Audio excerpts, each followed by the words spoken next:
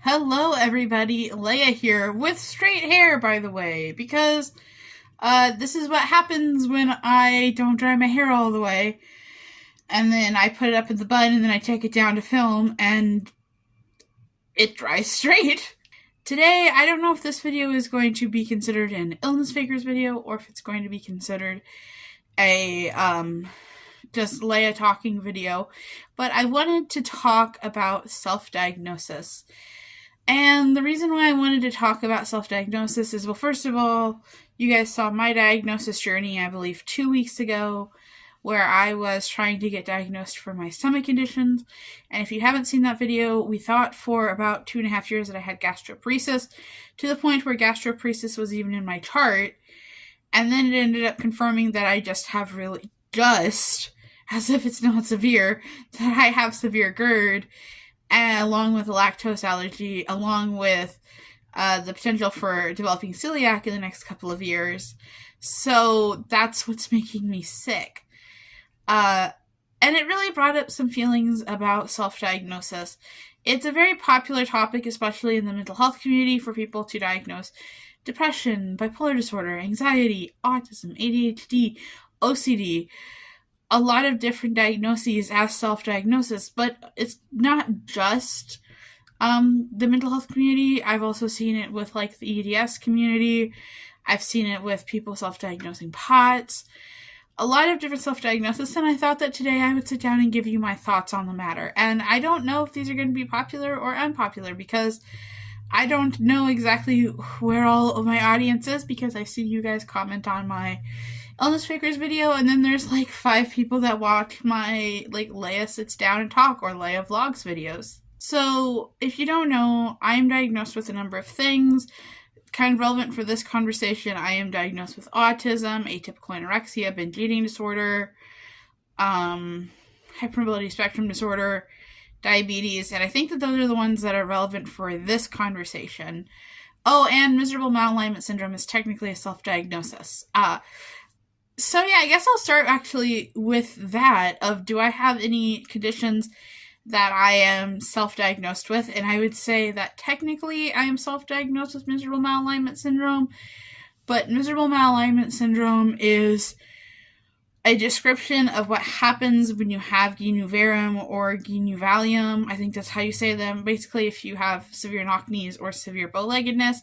I have severe knock knees. That's what causes most of my problems.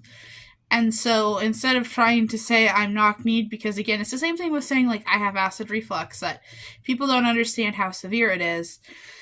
But like, because like they think that knock-knees is something that happens to kids when they're little and then they grow out of it and then their legs are fine. But for me, it's something that I've always had. My legs have always been misshapen. And I'm not saying that that causes the dislocations. I think that the weak ligaments cause the dislocations, and I think that kind of they play off of one another.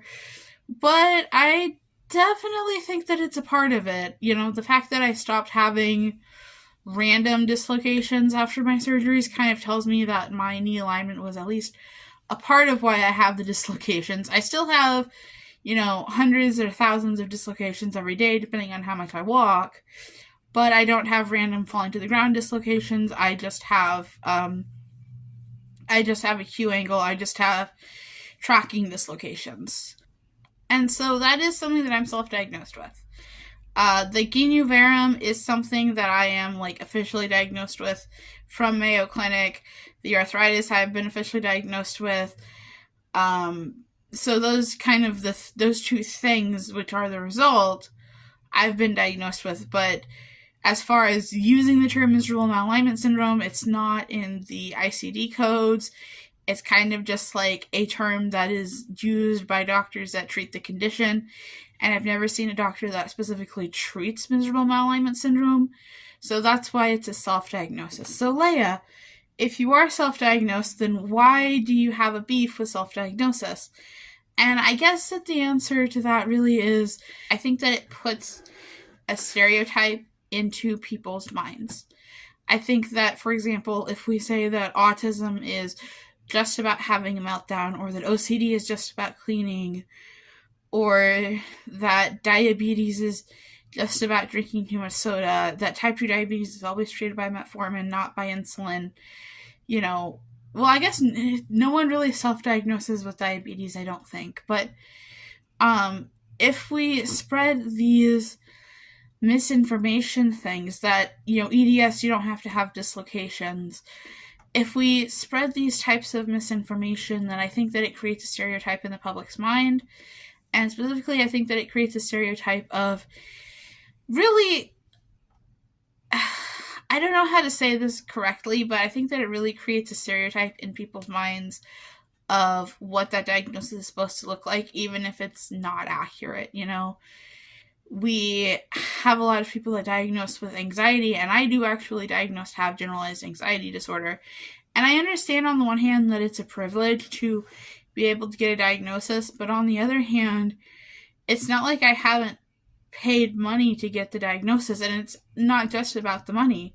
It's also about the fact that, I had insurance and that's how I got the diagnosis, If you are low income and in an expanded Medicaid state, which you most likely are because 80% of the states have low income Medicaid, if you are so low income that you can't afford to go to a doctor, you probably qualify for Medicaid, and most doctors and hospitals take Medicaid because without it, they would just be getting nothing for these patients.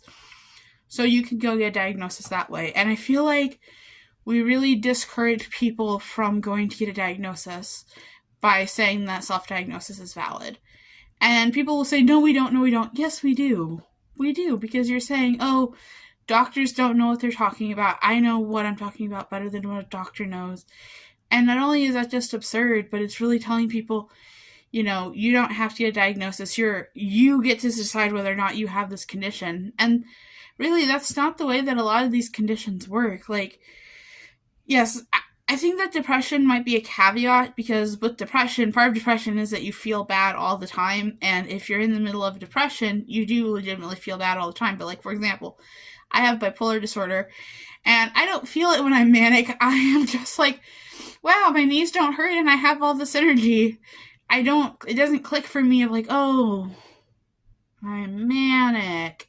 Now, sometimes it does when I do something really crazy, but, and I know I shouldn't use the word crazy, I know that it's offensive, but, whenever I do something that's just, like, really, really outlandish, like when I flew to Washington, D.C., although I didn't know that I was bipolar, but I can clearly tell that going to Washington, D.C. for one day to meet a conservative author, obviously something that was caused by bipolar disorder.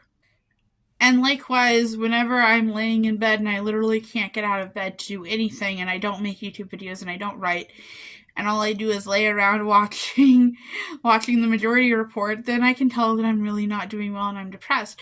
But also, that's because I know that I have bipolar disorder.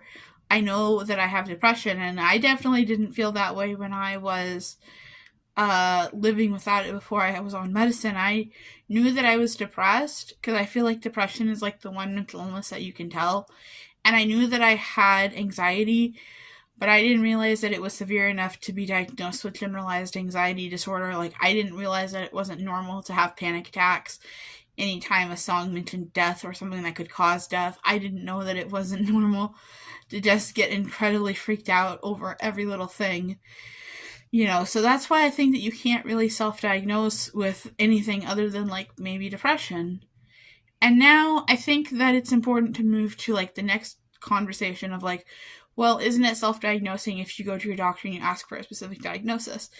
And my answer to that is that it's very complicated. So I just want to say there's nothing wrong with getting a second opinion. You don't want to know how many second opinions on my knees. I've gotten at least 4 different second opinions on my knees. And while I never got a second opinion on my stomach condition, it's because I've been bounced around to a lot of doctors, and mostly because, like, the things that I have been proven with tests, and they're not functional. They're not based on observation symptoms and ruling out everything else, except for hypermobility spectrum disorder. That's the only one that is diagnosed, has a diagnosis of exclusion. But I got a lot of second opinions on my knees. If it was something that I could do, I would probably go get a second opinion on whether or not I have hypermobility spectrum disorder or Ehlers-Danlos syndrome. Because again, I have frequent, not just frequent, not just daily, but like hundreds or thousands of times a day, dislocations. Every step is a dislocation for me. And so I guess, yeah, I think it's technically a dislocation. I'm not sure if it would be a dislocation or a subluxation. But I'm not saying don't get a second opinion. What I am saying is that you have to be open to what you have. I talked about this in the GERD video, that the treatment for gastroparesis that I was put on in August of 2022 actively made my GERD worse. It actively made me sicker. And so I went off of it, and now I feel better. I'm glad that I found out that I didn't actually have GERD. And also, I do wonder,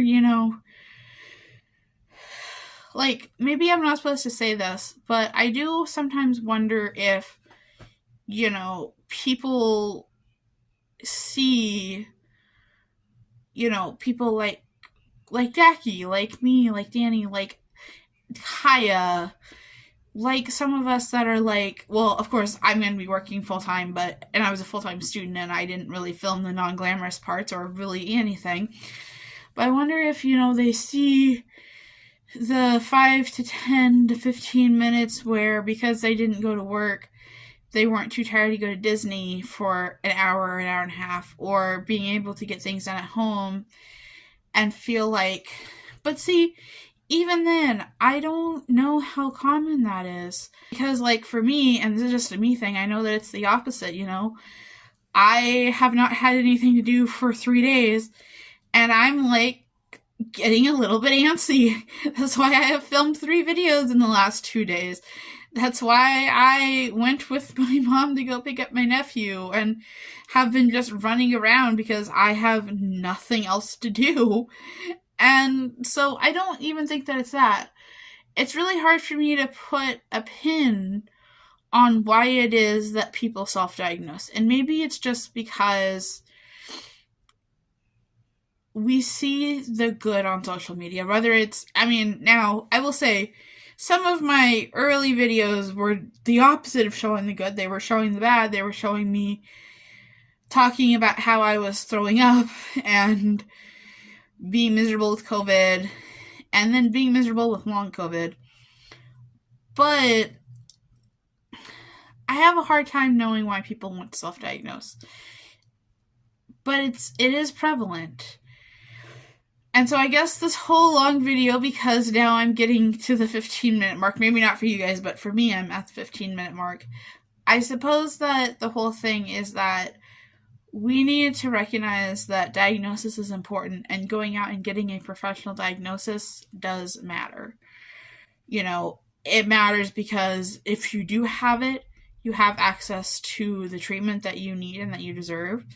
And if you don't have it, wouldn't you rather know that you don't have this condition? Wouldn't you rather, I can't think of a world where, I'm very happy. I know it may not have seemed that way, but I'm very happy that I don't have gastroparesis. I'm very happy that I can go back to eating oatmeal and flaxseed and vegetables. I actually am really happy that I can go back to eating, like, normal food. Well, not completely normal because of, the lactose and GERD, but, I'm very happy that I don't have it. And so it's like, why do you want to live with these restrictions or take this medicine if you don't have it? And I think that overall we just need to remind people of, like, yes, maybe it looks like it's fun to be able to always be busy, or maybe it looks like it's fun to, I don't know, guys. I have a hard time understanding why people would want to self-diagnose, and maybe that's just because, I have a grocery list of chronic illnesses myself, and I wish I didn't have any of them. I wish I still had my gallbladder and fatty foods didn't make me sick. I wish that I wasn't lactose intolerant. I wish I didn't have diabetes. And, we don't talk about that all the time. Like, I wish that I did not have these problems. And I cannot tell you guys how much I have wished and longed to not have long COVID. How much I have wished that it was just an iron deficiency or a vitamin D deficiency or not being on my antidepressant and that it would all go away. But it's here, and unfortunately, it's here to stay. So I think that we sometimes catastrophize and we think that things are much worse than they really are. And that's a common thing. That's not a mental illness thing. That's where our brains go sometimes. And I think that through the proliferation of self-diagnosis, we're normalizing catastrophizing. And that is to say, we're making it normal to think that it's the worst possible thing. And the thing is, it's usually not the worst possible thing. And if we don't encourage people to go out and get a diagnosis, then they think that it is the worst possible thing. Like, man, I was so relieved. Well, obviously it didn't turn out this way, but I thought I was so relieved when it was just an iron deficiency, because an iron deficiency you can fix.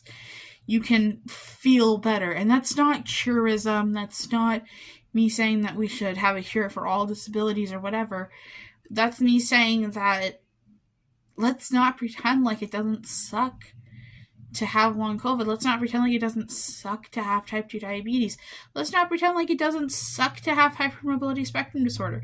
I hate that I, like, my shoulder has been hurting for, like, the past week, and I can't sleep on that side, and it hurts, and, like, let's not pretend like any of this is fun or glamorous or interesting, and let's remember that doctors, they may not be right all the time because they are human beings. They are fallible, and not only are they fallible, but sometimes they can be arrogant because, again, they're human beings.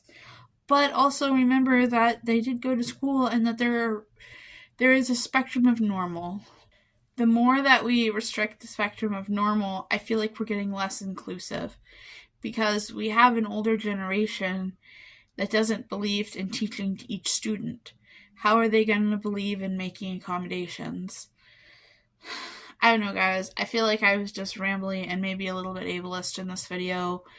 Not like, I read a comment on Twitter that called it lateral ableism.